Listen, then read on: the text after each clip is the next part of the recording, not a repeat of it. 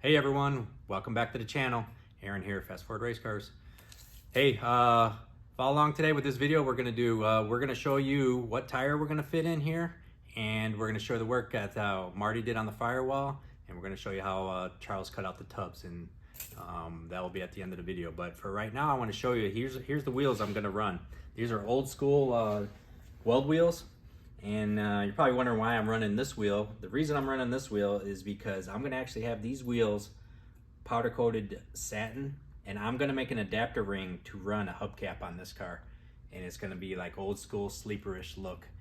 I'm gonna run the hubcaps that they call like dog dish or poverty caps, and what I'll do is I'll make a ring and I'll actually screw those hubcaps on that wheel, which I think will look pretty cool.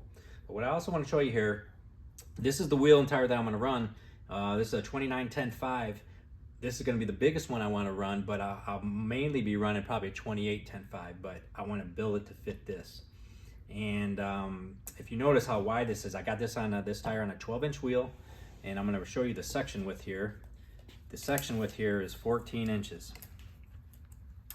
14 inch. And anyone that's had a Nova like this can tell you that it's hard to fit any type of tire in here. And I'm going to show you what I'm going to do to make this work, and it's going to look pretty cool when it's done. I'm not going to back half it or nothing, but I'm going to modify the framer. I'm actually going to move a section of it in, and when I'm all said and done, it's going to look pretty stock looking.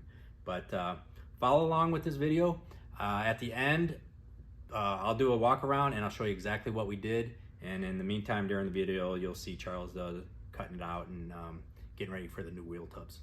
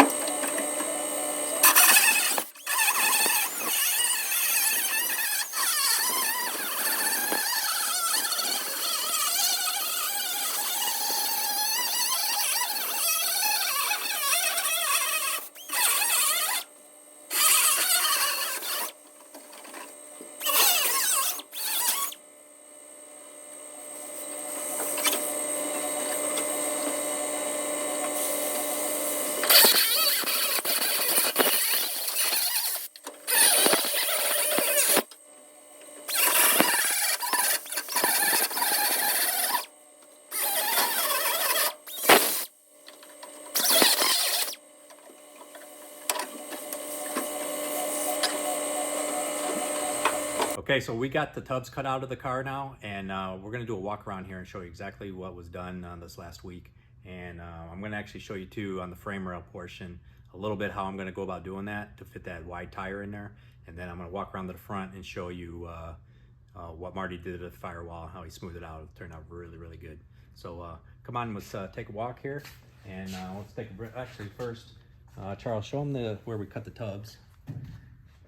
So we cut out the stock tubs, and we don't have the full section width cut out yet, but we will do that in the next part of this. But we got the main part out.